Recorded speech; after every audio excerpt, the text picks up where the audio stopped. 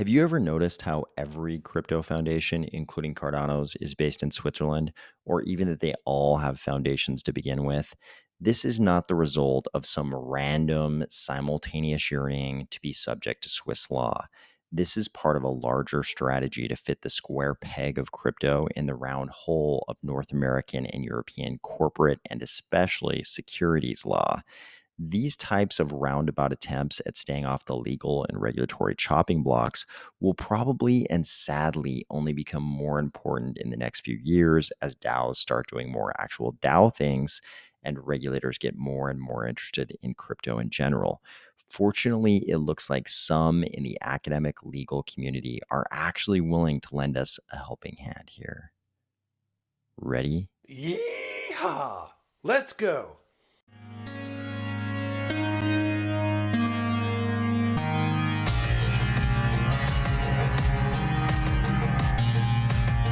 Today, we are going to discuss a white paper co-authored by a Georgetown law professor regarding so-called legal wrappers for various types of DAOs. By legal wrapper, I do not mean Dr. Dre getting a Juris Doctorate in addition to his obvious medical degree.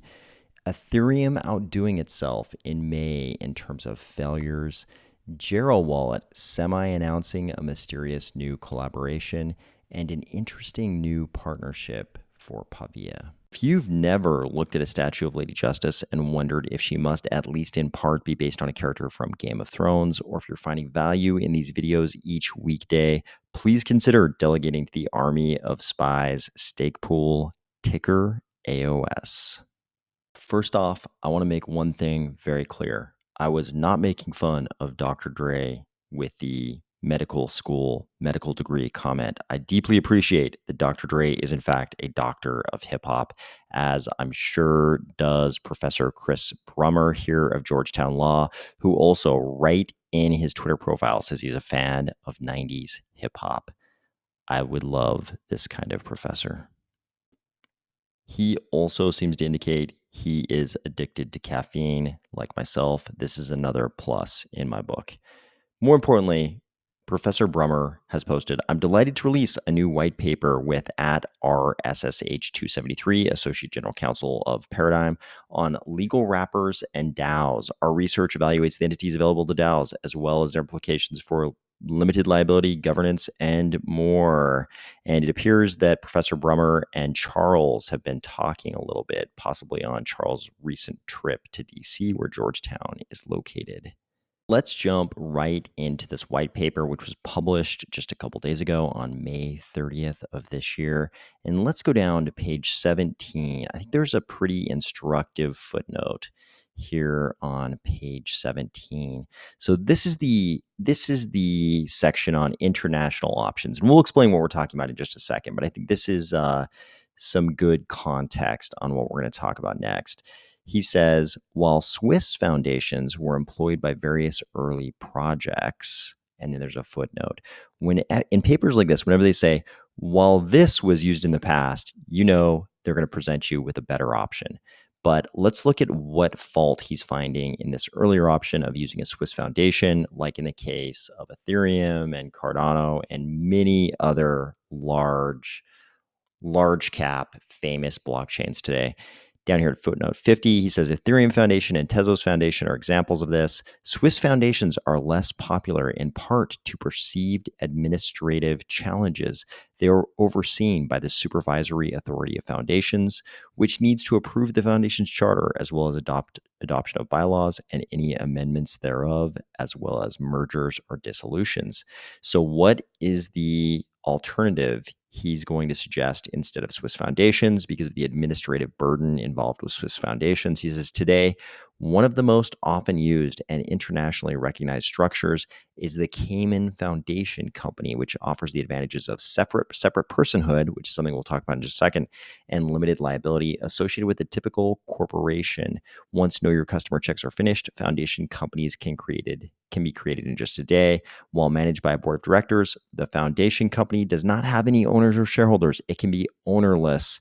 Instead of being directed by fiduciary duties towards shareholders, directors and managers have a duty to act pursuant to the foundation company's governing documents.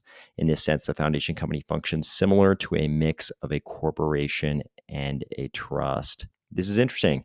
You're probably aware that the bane of the existence of most board of directors is one of the shareholders, or often some group of the shareholders, exercising some right of shareholders, and they can kind of take the board of directors to task in various circumstances. Very crafty solution to this: have a company like this Cayman Foundation company that has no shareholders to be exercising shareholder rights and taking the board of directors to task on anything, because there are no shareholders. I know you're thinking, you're like, hey, did I miss a section of the video here? We already jumped ahead and covered this like semi-technical detail, but you haven't even explained what a legal wrapper is, except to say that it's not about Dr. Dre going to law school.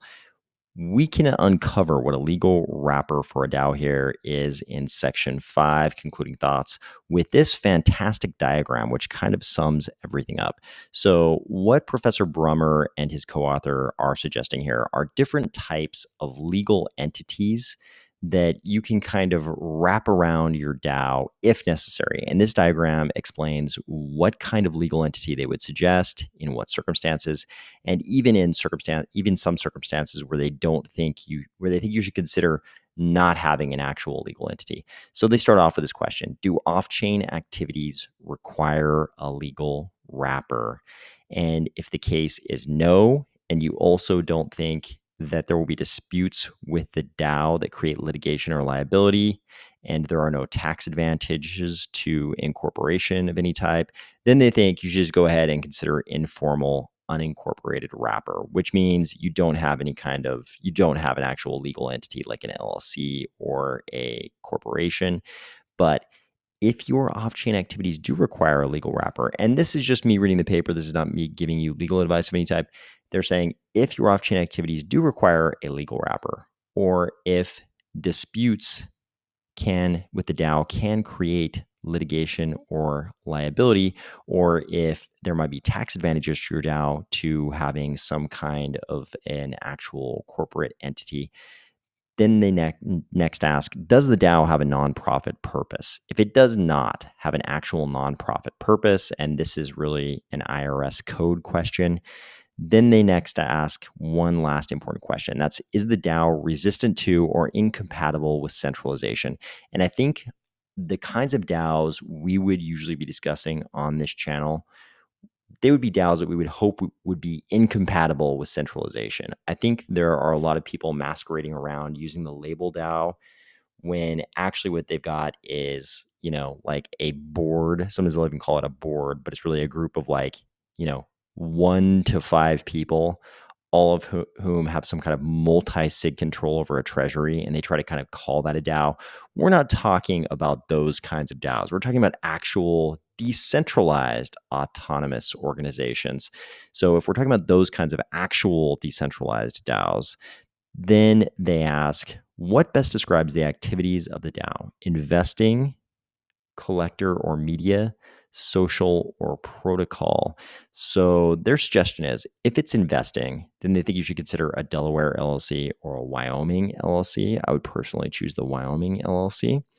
Collector, I'm sure you can come up with the reasons why you might prefer the default provisions of the Delaware LLC, but I think in most cases I would personally go towards the Wyoming LLC, just because Wyoming is so pro crypto in all ways.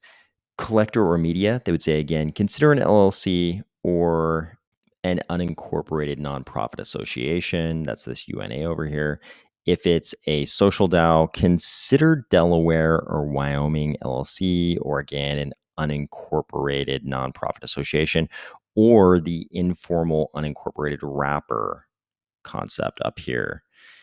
If it's a protocol, so if you're really building some kind of a blockchain or something, they say consider the tripartite structure of a Delaware C corp as the development corporation, an offshore corporation as the issuer, so the issuer of the coins, and then a Cayman foundation to distribute tokens and develop the protocol. So you're probably aware that this is the kind of segregation of legal personhood that has resulted in all of the big blockchains. Maybe not all, but a lot of the big blockchains having these Swiss foundations. So the reason they did this was not because they were like, we really want to be subject to Swiss law for no reason at all. It was because there are a lot of corporations doing sort of the development of the code of these blockchains. And, it's convenient for them to be actual for-profit corporations. They're often paying developers and they might develop projects.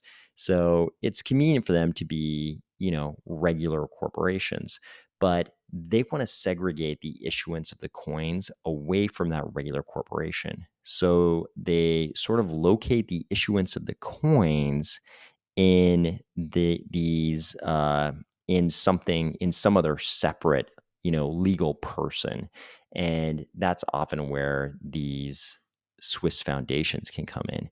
It's a lot harder for a regulator in the US. We could even say PR wise, but conceptually, legally, it's a lot harder, but also just PR wise for them to go after a Swiss nonprofit. Does some bureaucrat at the SEC want to be known as the guy who went after the nonprofit that's, you know, established in a completely separate jurisdiction? That's not as straightforward as going after, say, an American corporation. So they separate the legal personhood of the entity that's doing the development of the blockchain, the entity that's issuing the tokens, and here they're suggesting also the distribution of the token and development of the protocol. If you want a more detailed explanation of this tripartite structure, come up here to section 4, part 1, protocol DAOs, where they basically explain that this Delaware C Corp, they're calling the DevCo, is sort of going to do the onboarding of employees and the fundraising of capital for the initial development.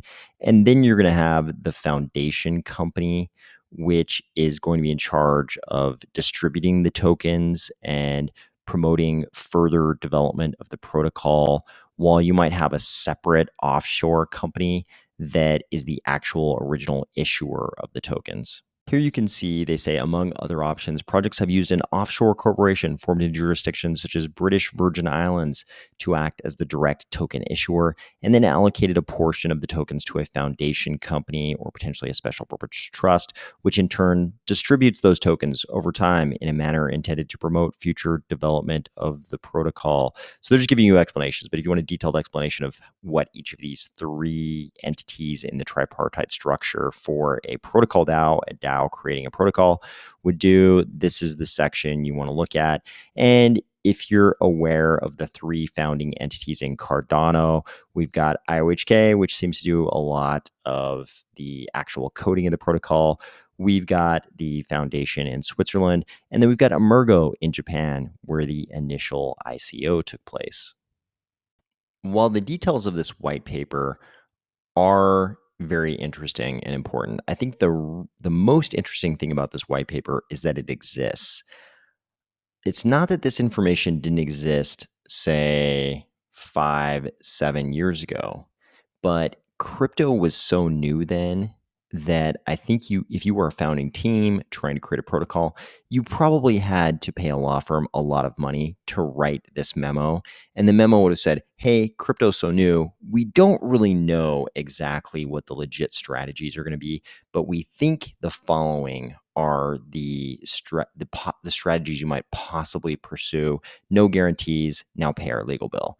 Today, these things, crypto has matured enough that you can actually have open public white papers like this explaining these strategies that a kind of a large number of different projects have already pursued at this point. This is a sign of a maturing crypto landscape.